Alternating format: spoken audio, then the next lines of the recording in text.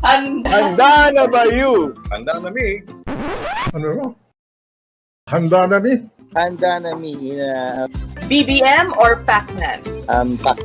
Epal o bida-bida na miyembro ng gabinete.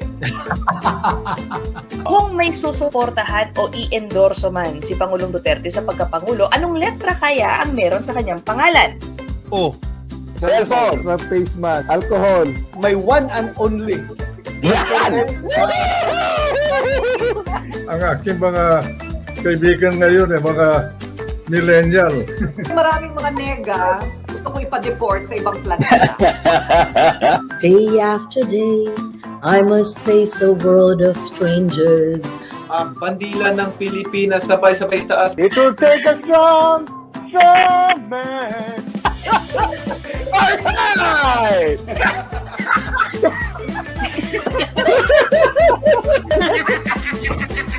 Pwede bang tumayo para ipakita kung anong suot mong pang-ibaba? Ang basketball. Pakita mo, dadamayan kita kasi naka-shorts na yun. I was expecting harder questions like love life. Oh, Ina and Michael, ito pinakakatakutan ko na programa niya. Diba, it's always nice to see yung lighter side ng mga ini-interview natin.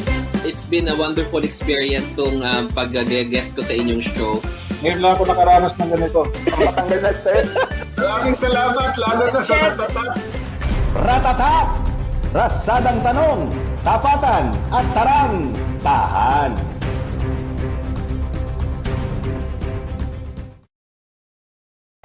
Good morning, TGIF! It's June 2022, oras na naman po para makipagkwentuhan at kulitan kasama ang mga taong nasa sentro ng balita ngayon. Dito lamang po yan sa Politiskoop. Ako si Ina Andolong.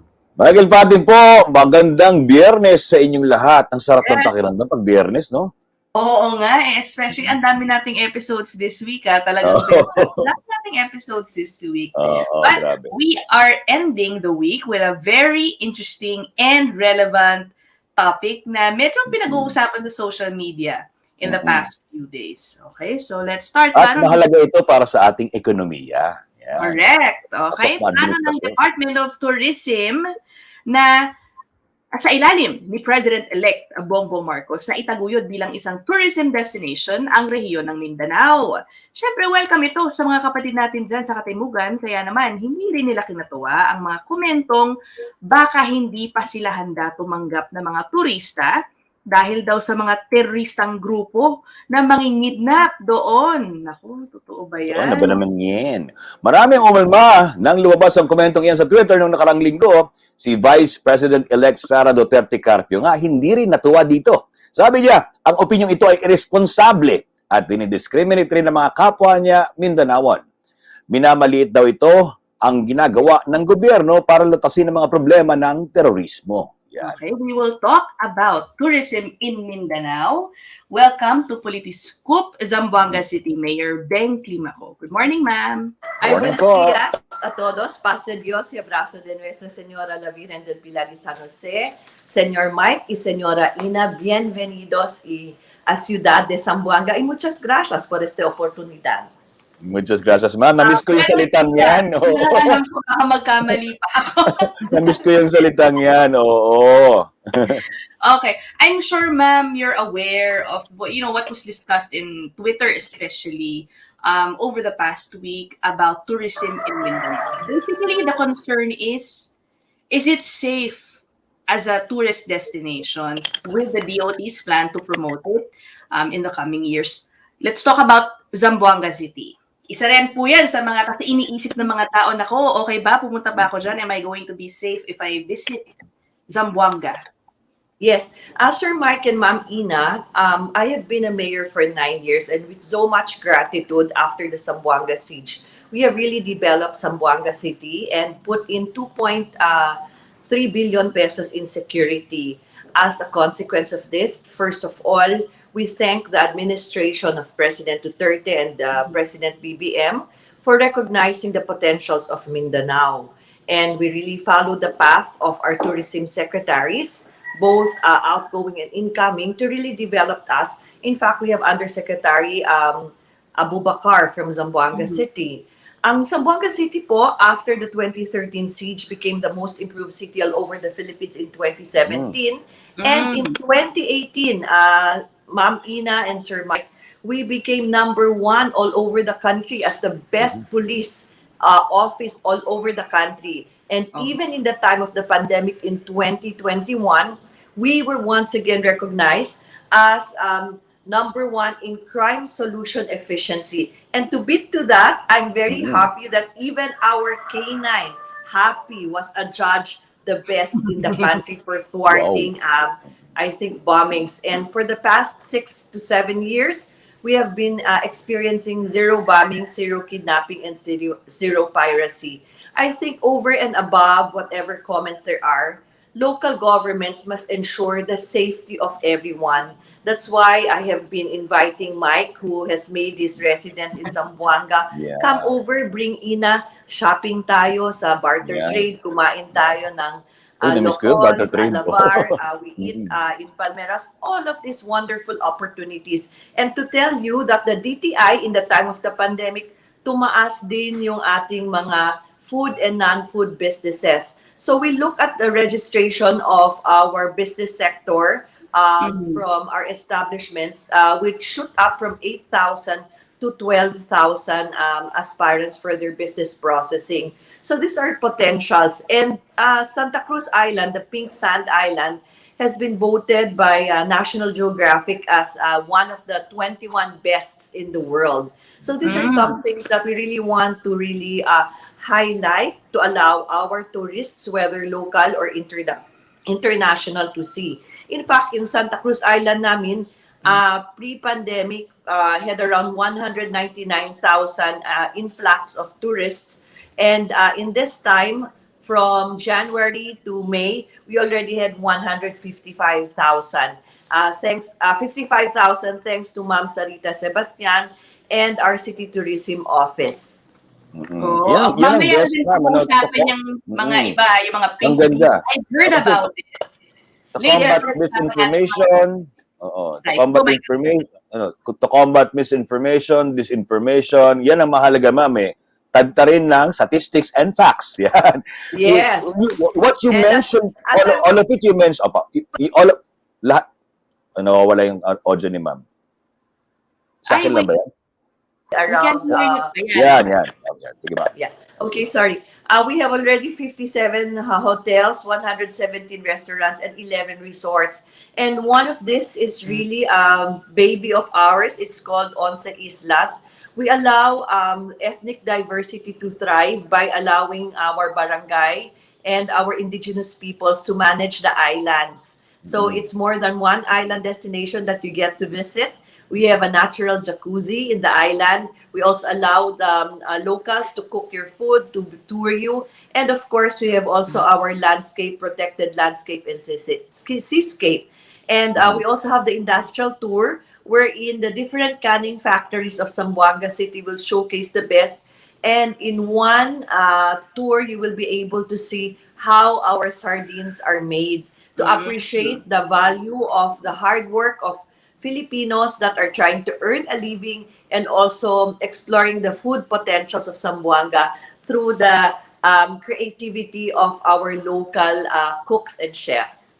Hindi lang pala si ma'am ay mayor, parang DOT secretary na rin kayo. Parang sobrang bihasa sa lahat ng mga facts. Ako, ma'am, ito, ang konteksto po kasi nito, I've been in Zamboanga for so many times and for so long. I've stayed there for siguro mga 3 months at a time, parang ganun po, dire-diretso, no? Pero even I am quite surprised then of the development. Yung mga binanggit nyo po, kasi karamihan sa mga binanggit nyo nga, hindi ko pa napupuntahan eh, pero lagi po ako nandyan. Ang ibig sabihin po nito, yung sa konteksto, yung mga ibang nagbabanggit kasi ng mga statistika is from 20 to yung year 2000, year 2016, yung pinaka-latest po na sinasabi. Ang dami na po palang development. Ang tingin nyo po, no, para sa mga tao na gustong bumisita, paano po makakatulong itong papasok nating DOT Secretary, who's in fact the spokesperson of Mayor Inday, who's in fact very supportive of Zamboanga and all the rest of Mindanao being the tourist destination of the Philippines po? Well, I think just choosing Mindanao as a tourist destination in Zamboanga City is a very big help for us. In fact, alam niyo po, we really have to ensure that when people come over, they get the whole package of services. You know, Zamboanga City, as what Sir Michael was telling us, is a hub. You go to Basilan, Sulu, and Tawi-Tawi, but then it itself, I as mayor, I really would want to explore Taganak Turtle Islands. Once upon a time, when I was like you in media, I took on a Bolto helicopter that took me 2 hours to Taganak Turtle Islands. And with a very big flashlight and the late Jonathan Ma, we were able to see the huge, gigantic turtles nestling in the islands. And that is so pristine and beautiful. You have so much to discover in Mindanao itself.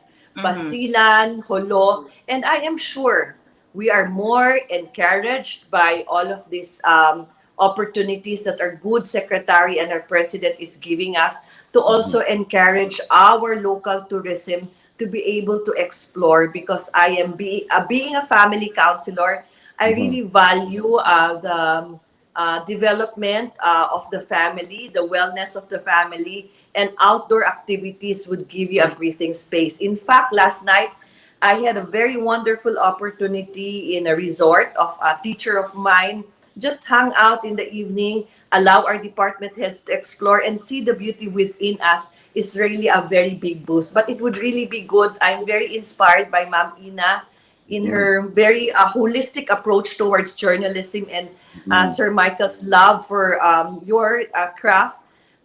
Kayo po ang nagbibigay ng pag-asa sa amin. Alam nyo, with journalists like you who see the value of giving people the right opportunity before judging them is in itself a bigger tourism support for us. And I'm sure you both can really help our city and our country. Maraming salamat. Muchas Maraming gracias salamat. for being, thank God, it's both of you helping us. Oo. Ma'am, okay. Just to be clear, kasi again, just putting context why we're discussing this today, whatever concerns that people had pertaining to Zamboanga's history, na alam naman po natin nagkaroon din ng may conflict issues, those issues have already been resolved, kumbaga, over the past years. Ganon po ba yung sinasabi ninyo, ma'am, that they don't have to worry anymore? Is that the message that you're trying to say? Yes, Ina. I would like to, I think, compare it. Remember, New York City was attacked. And yet today, there are tourists that visit New York. No. But I ask you, can the entirety of the New York police force, the governor, the city mayor, keep Asians protected? We still see Asian hate thriving in New York. I've lived in New Jersey for 2 years, and this is something that I would want our people to know, that we have really worked very hard to protect our people, and we want to give the best safety for our people and everyone that comes to our city for that matter. Sometimes we tend to be very myopic in our judgments, looking at data from the past without realizing the potentials that we have had.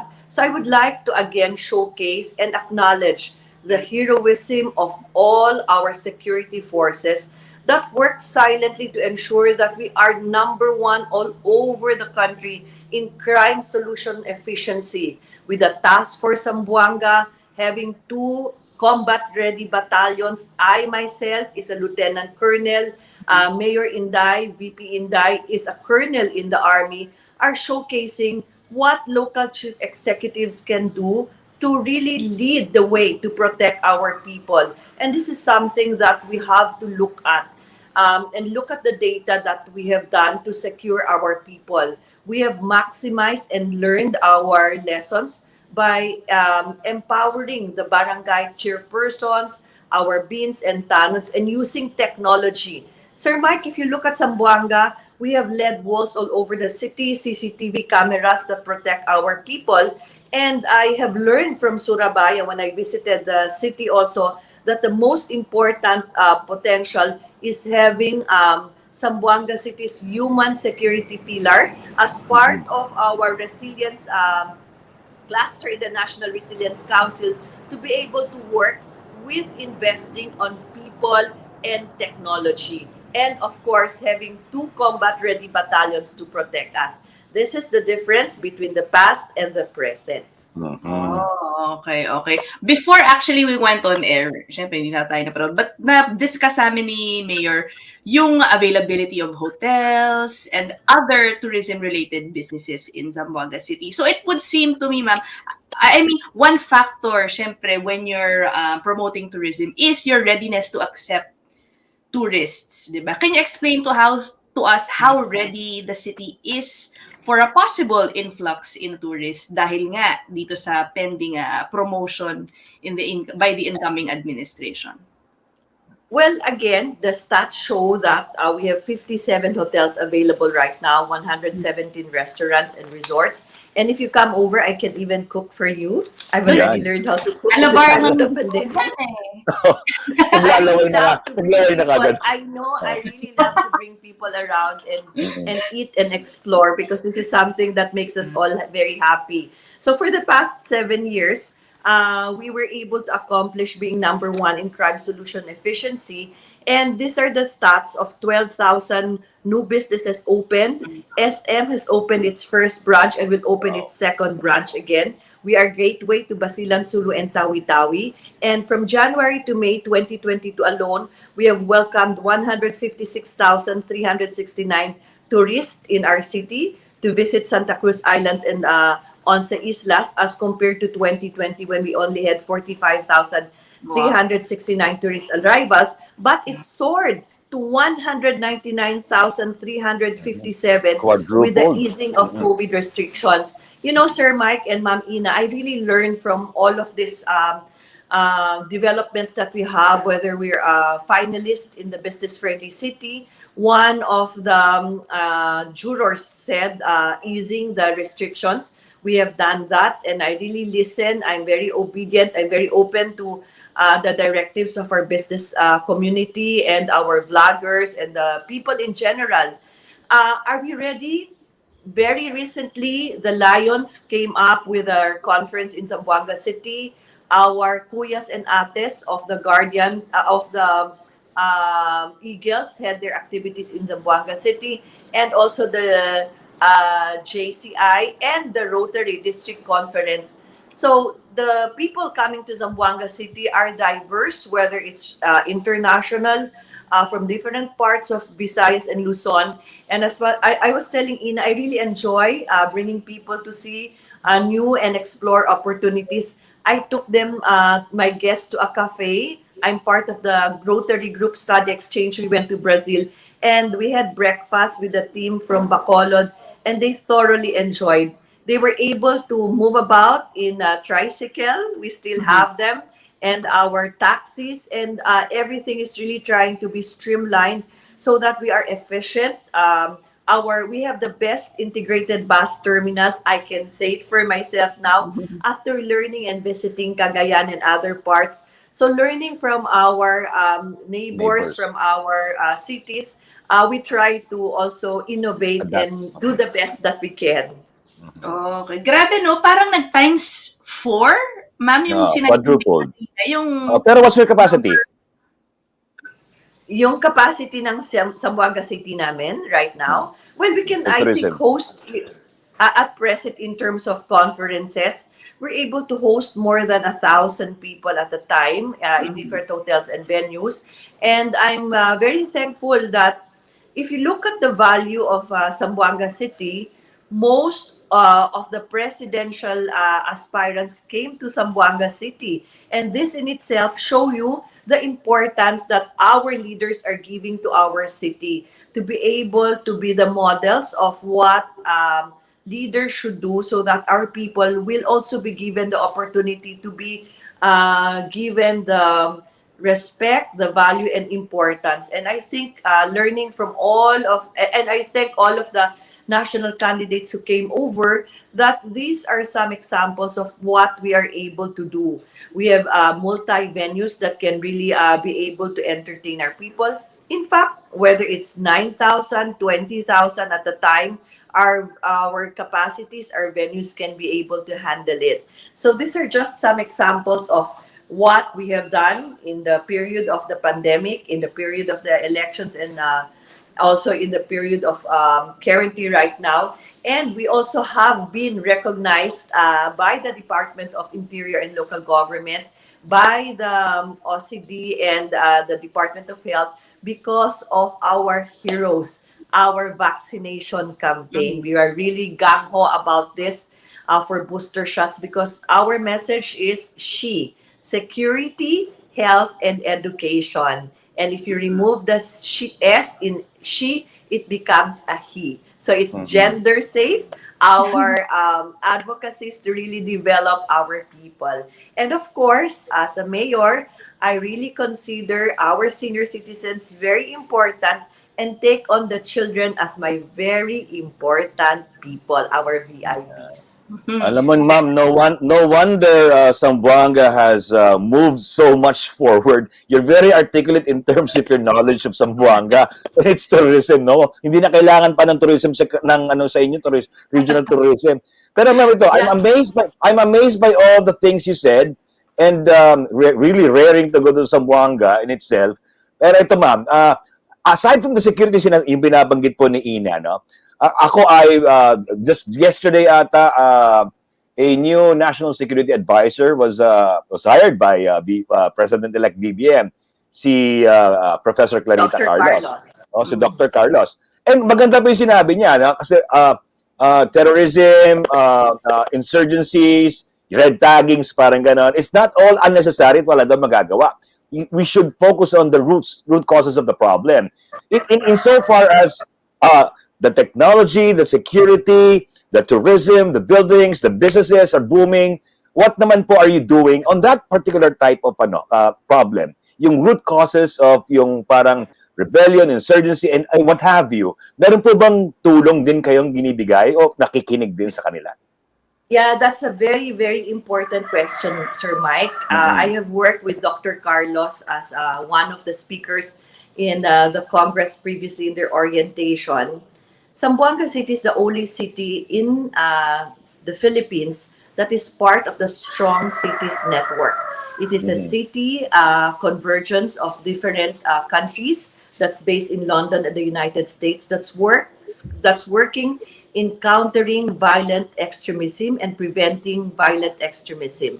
We have a technical working group composed of different faiths, the security sector, NGOs that visit different worship places, whether it's a madrasa, a mosque, a church, a temple, and also the schools, to talk about preventing, countering violent extremism. And then aside from this, we also have to focus on our local activities. For example, even in the schools, even in the communities, I have the Dia del Alcaldesa. In fact, I'm scheduled to have one right now. I just prioritize you. Where the city visits, the city mayor visits the barangay and gives a component of medical services, dental services. In the past, we've had it. And then agricultural development. And even our task for Zamboanga, whether it's the Marines or the Army, nagbibigay po ng libreng gupit. So kung magbibigay ka ng libreng gupit sa mga tao, whether it's a senior citizen or a child, the soldiers are able to model what the role of the soldiers are to protect our country. And one day, that boy na ginupitan ng sundalo, balang araw, mag-aspire din na magiging sundalo and to protect the community. These are very simple things, but I think the most important thing is we continue the dialogue of really giving people an importance. And I'm a very big supporter of young people to really have a place in the table. The USAID has programs of Opportunity 2.0 for young people, where they are really given an opportunity to speak out, life skills for TESDA development, out-of-school youth development, nabibigyan po sila ng hanap buhay, and dahil dito, sila po ay nakakapag-aral. And if given the opportunity, Ma'am Ina and Sir Mike, I really want to continue our program. It's called H2O, our Hope to Mindanao, to go around in Basilan, Sulu, Tawi-Tawi, encourage the young people, listen to them, whether they are Abu Sayyaf, children from the Abu Sayyaf, MILF former rebels, and also give them an opportunity to see what we have in Zamboanga. I have been telling our humanitarian partners, whether it's the ICRC, IOM, whether it's the UNICEF, to make Zamboanga City their base of operations, because I want a young person from Albarca, from Talipao, to come over to Zamboanga and see the opportunities that we have in education. Education as a teacher is really a key that will open wondrous opportunities for people. I'll tell you a story of Yasser. He used to be my mascot. He's given an allowance of 500 pesos, and he had to don my mascot. I have a teacher Beng mascot at the time of the Zamboanga siege, when people were really evacuated from the attacks that they had. Andun siya trying to make people happy. And because of that, si Yasser ended up being a Marino. And he's now traveling the world because of that experience. And see how education can open doors and windows for young people to make their lives better.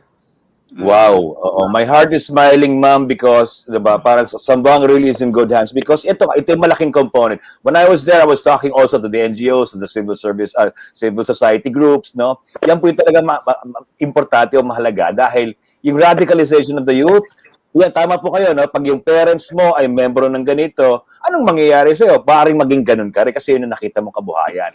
Pero if you give them opportunities, yung binabagay niyo si Yasser, naalala ko tuloy, meron po akong dating mga bata po yung sa Basilan, no? Si Nasser sa Kasisikar, yan. Sana ngayon ay kayo ay professional na at hindi kayo naging miyembro ng kung ano man. We try to help them have an education. Yan po, yung radicalization of the youth, yung talking to the community is one very important factor which really gives us this parang sense of community and sense of, reaching dreams and goals para member po kayo ng lipunan. Kasi anong nangyayari po kasi, pag sila nakaramdam na hindi kami miyembro, no? Kami ay iniitsipwera, kami ay parang inilalagay sa gilid, doon po nagsisimula yung strife, doon nagsisimula yung desperation, at doon nagsisimula yung radicalization. Very good, ma'am, that you're doing that, and maraming coordination din. No? I'm really happy because yun po yung dati namin talaga yung sa grupo sa Basilan, Sulu, Tawi-Tawi, and Zamboanga, we're really pushing for the coming together of the societies and to help them. Thank you, ma'am, for that. Ang sarap ng pakiramdam lang na in your term, nangyari na po lahat ito. And lahat po tayo siguro, sa ibang mga communities pa, sorry ako na nagsalita, sa mga rehiyon, mahalaga po yung sinasabi ni Mayor Climaco Yung mga binanggit niya parang hindi lang nangyari kahapon, it's all coming into place na years of really working together. And that is the essence of, local governance and governance as a whole para po tayo lahat umusad. Yun lang po ang gusto kong sabihin. Ako'y natutuwa lang talaga na nagkaroon ng fusion. Nawala lang po ako dyan. Gumanda na ng gumanda sobra. So, yun. Ako ata yung... Hindi pa tayo tapos, Michael. Sorry. Hindi na natuwa kasi ako Kasi dati, yun ang pinaglalaban po namin, ma'am. Kasi when you're embedded in so many communities, na you feel the poverty and the desperation, wala sila edukasyon, even 500 pesos, parang it could last you a month there. I've been sending or helping these children all my life. Meron akong parang contact dyan na talaga sila na po yung nag-aano Pero those maliliit na amounts lang, it means dreams fulfillment of dreams So maganda po na talagang the government really, or the local government is hands-on, tumututok na sa kanila. So kung nakikinig kayo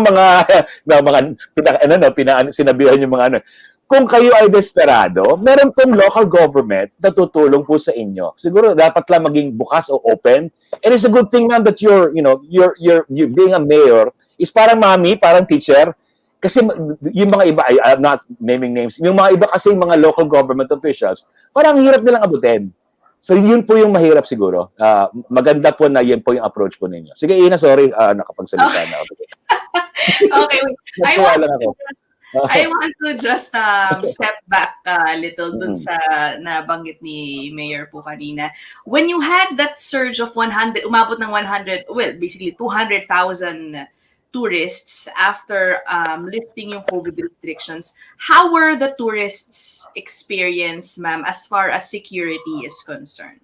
Did you have an assessment I think after it that? was not, Ma'am Ina, the security was never a problem for them. Oh. They really felt safe because I tell you, we even have U.S. forces in Zamboanga City. We even have the national government through the IMT, International Monitoring Team in Zamboanga City. So you have international forces in Zamboanga City. And I really tell you, we're really a gateway to security in Zamboanga City. And just to add on to that inspiring story of Sir Michael, our barangays, even right now, we gave our version of local social amelioration program to all affected tourism workers, whether you're working in the resort, whether you're working in our stores, commercial establishments, groceries, whether you're a COVID victim, PWD, tricycle driver, jeepney driver, LGBT, senior citizens, nabigyan po namin ng LSAP. Yung sinasabi ni Sir Mike, 5,000 would really matter, whether 500 would really matter. Ours is between 1,500 to give them additional assistance. It is something that is really out of the box by the social workers of Zamboanga, Ma'am Soki Rojas. And that's why I'd like to thank the local social workers of the Philippines. We will be a recipient of an award in their 25th anniversary, because what really matters is that from our talk, I have learned from our talk today, mahalaga po na bigyan ng boses yung mga tao at bigyan mo rin ng kapasidad para sila ay makapagbuhay at makabuhay ng maigi at hanap buhay. So yan pong ginawa namin sa Zamboanga City.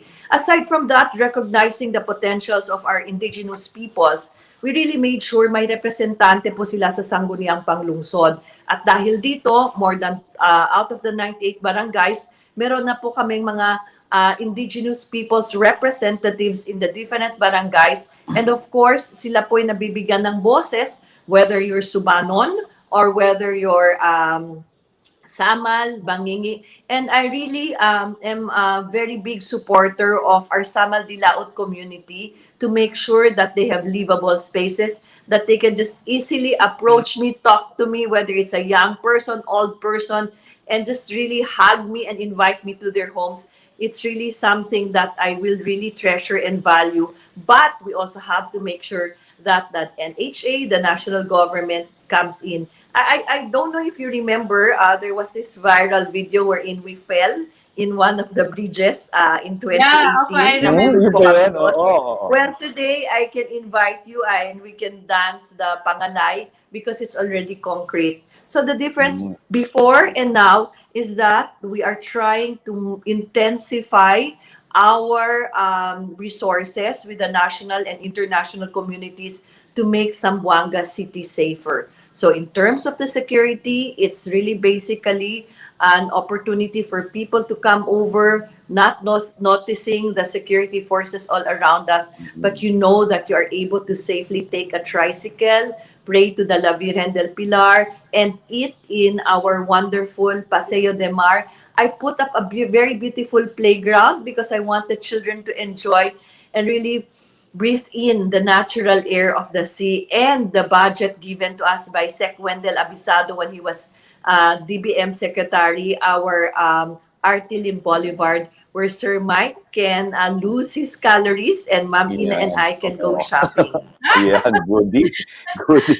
Ako, ang follow-up question ko niya, ma'am, do you mind?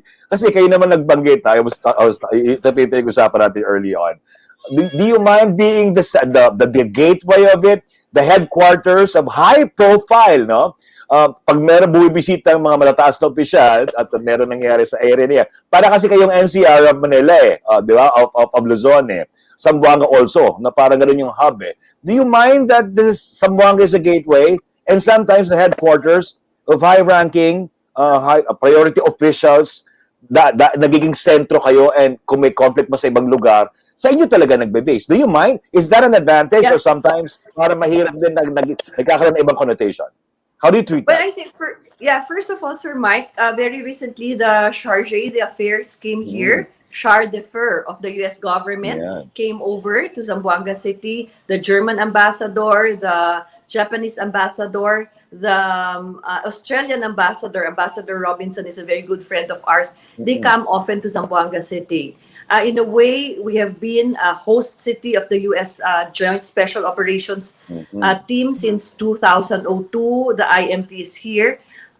We really work with them, but also being a stern commander-in-chief, they have to abide by our local policies. Yeah. As mother, as mayor, I really toed the line and discipline them. I make sure they follow our policies because it's for the safety. On the other hand, your question is double-edged. Being a gateway, I am very particular with the entry of foreigners to Zamboanga City. That's why I have been calling on the Bureau of Immigration to give us a vetting capacity here. We have worked with the Bureau of Immigration. Thank you very much to our Bureau of Immigration forces, because when you enter Zamboanga City, I really want to make sure that you are vetted, and so Vetted. that you are able to come in here.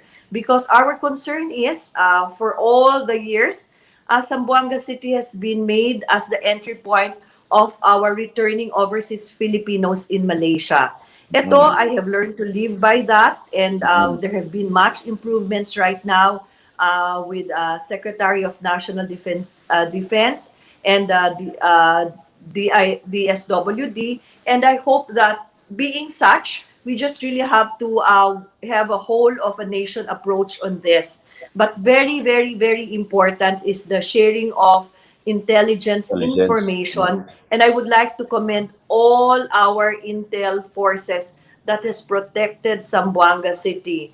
You know, we can be very sensitive to news, but I take it on as a learning. If somebody tells us that we are forewarned, we double and intensify our security to keep our people safe. And we have always maintained a higher alert level status. And my breakfast is our security chat group, because I check on everyday responses, whether it's health, whether it's security, and I talk to our investigators if I need to protect our children and family. Very good, mga kasi the best intelligence community talaga is the community itself, a vigilant community and a responsible, nagmamalasakit na mga mamamayan mismo. Kasi pag may nakita silang iba, ay iba ito, parang may ibang nangyayari na gaganap dyan, no? Mas maganda po yung ganun talaga, no? Talagang sila yung pinaka-force multipliers. Ina, ako'y sobrang natutuwa na sa Zamboanga talaga. Ako'y atat na bumalik doon. Sige. Now, let's go to specific tourist destinations. I think nakahanap ang ating staff. Thank you din sa staff po ni Mayor. This is from the Turismo Local de Zamboanga website. Medyo mahaba yung clip, so we will just play a 1-minute video. I think this features some of Zamboanga City's tourism sites. Okay? Yung mga gustong ipagpatuloy yan, puntahan nyo na lang yung website. Punta ka sa website. Sabihin mo yung website. Ano yung website? Yeah. Turismo Local de Zamboanga. Okay. Yeah. CJ, play mo Pag muna. nagpaplano ko kayo sa pamilya, Zamboanga is the place to be. Go. Oh, CJ, are you ready? Are you with us or are you against us? A joke lang. So. Yeah, there.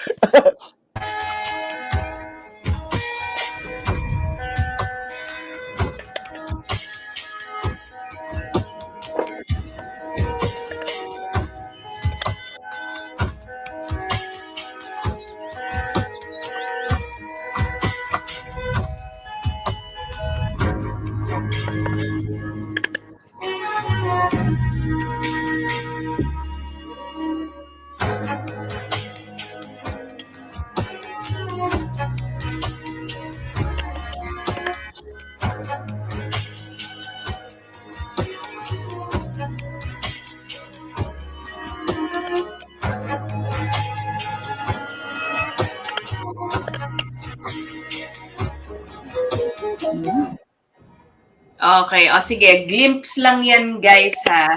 At sa Again, At sa Pilipinas po yan, hindi sa Maldives. Baka akala nyo nasa ibang bansa kayo, ha? Kaya nga sinasabi ng karamihan, maging dayuhan sa sariling bansa ninyo, ha? Puntahan ninyo yan talaga dahil nandito ang lapit lang pala, no? again, that website, Facebook page po pala rather, is Turismo Local de Zamboanga. So you guys can check it out. I think they have a lot of posts there featuring the different places you can visit in Zamboanga. Ma'am, is there a specific, meron ba kayong pinakasikat? Or can you identify maybe two must-sees in Zamboanga? Aside from the Kunyari, falls I and the only have a beaches, day or 2 days Mhm. to spend in Zamboanga. Ano yung dapat hindi palampasin ng mga turista po? Well, I think number one for me is La Virgen del Pilar, because it gives you an opportunity to look at our historical site in Zamboanga City. It's a very important location, prayer for worship for Christians, Muslims, and IPs. And then you can just walk through the Paseo del Mar, enjoy the food, the people, and the park. And of course, take a walk at our tourism destinations in Artilim Boulevard and enjoy affordable food. In 2 days, if I was to take Ma'am Ina, I would really take you to the barter trade where I can buy you something like this and make something personalized for you, and also bring you to the Yakan Weaving Village of our communities from the Yakan community. Enjoy the food, whether it's Palmeras, Alavar, Astoria, and just hang out in the sea and also get the free massage and enjoy the Once Islas. And of course, thank you to Ma'am Sarita Sebastian as well as Ma'am Sheila Belen Covarrubias.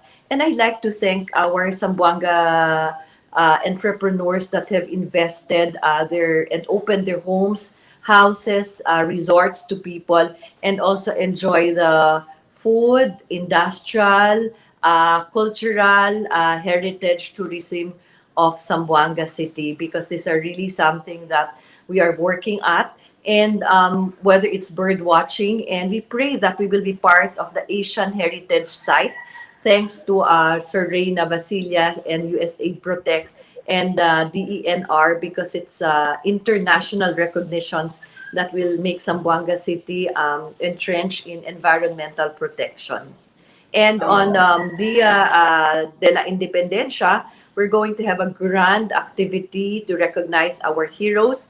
We have our Olympic medalists, Heidi Lynn Diaz, Yumer Felix Marshall, and they're also gold medalists for the ASEAN. They'll be coming. Some of them have come home, and we'd like to welcome our young people in sports development that are really homegrown, and we will be recognizing them and giving our barangays the needed Travis vehicles, because I am really working to ensure that all the 98 barangays are inclusive and have a voice at the development of our city. Okay. At least noted na ako dyan sa mga pupunta. I think I've just been to Zamboanga kasi twice. Ang last ko, siyempre, for coverage with President Duterte back then. Anyway, it's something something for me to look forward to again. Michael, are you ready for our Ako and I'm nasa Zamboanga, and I only have one word now for Zamboanga.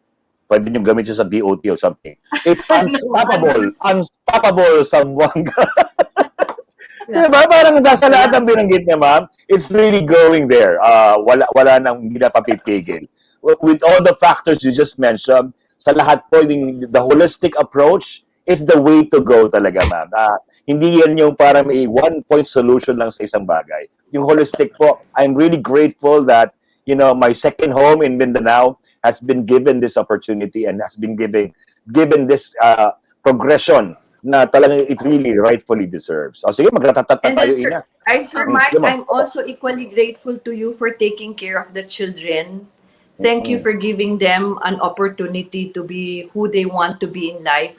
May God bless you more and continue to be a blessing to others with Ma'am Ina. Ma'am Ina, I'm very, very impressed at your svelte leadership in journalism.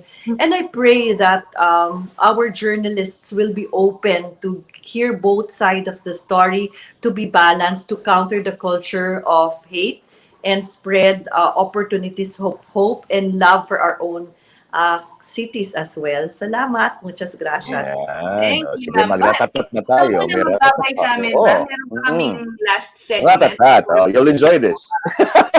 Pinakita mo na sa start. Oo. Yeah, this is what you saw at the start of the show. So it's a short Mm. segment lang naman po, very light. Before we say goodbye, it is called Ratatat, Ratsadang Tanong, Tapatan at Tarantahan. So mabilisang tanungan at sagutan lang po ito.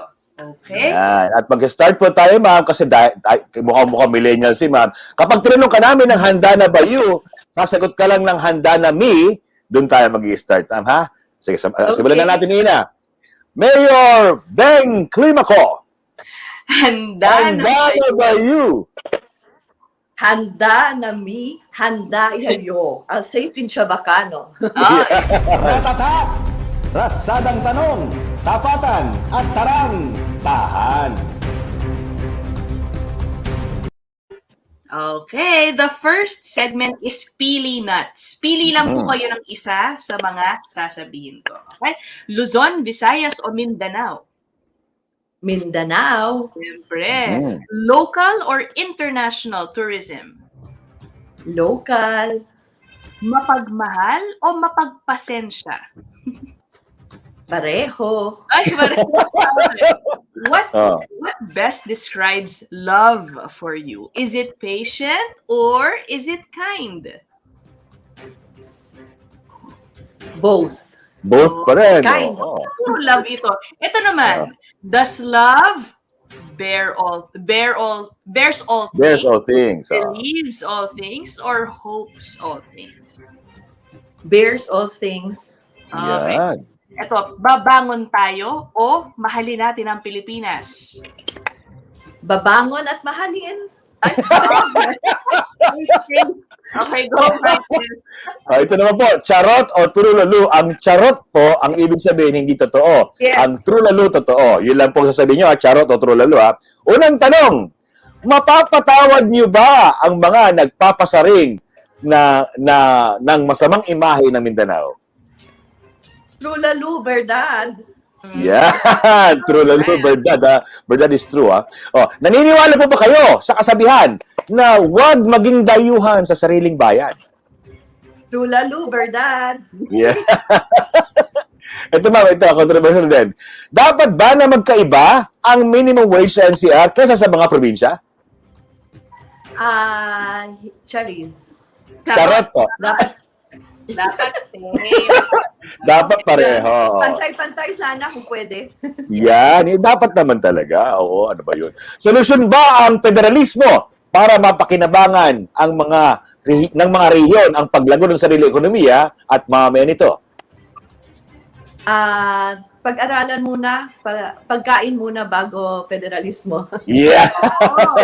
Kuha ng sarili ni Mama. Okay. Last naman, sa tingin niyo ba, mapapatawad ba ng puso ng isang Zamboangenyo ang mga hindi nakakaunawa sa tunay na ganda ng Mindanao? Lulalu, love ko naman kayo and I really hope you come over because I have been a victim also when I was still in high school of bigotry.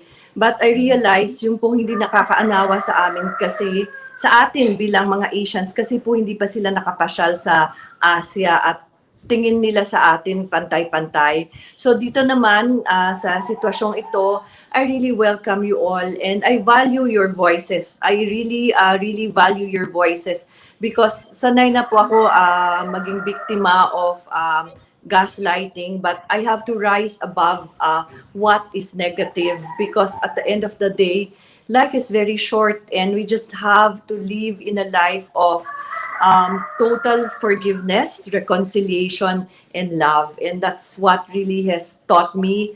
I have not made it in my term for Congress na right now, but it keeps me humble, but it makes me more loving because open. Where else should I go but to open my heart to love? Wow, true lalo po yun, ano? Yan, love, love, love. Thank you, ma'am. Don't leave Muchas gracias. Ratsadang tanong, Thank you. Please tapatan come over. at tarang, tahan. Muchas gracias, vaya con Dios. Please Yes. come over. Yan, Thank sige. you, ma'am, so much, and we hope to have you again. Uy, Yeah, naputol uy, agad naputol. si ma'am Oo. CJ.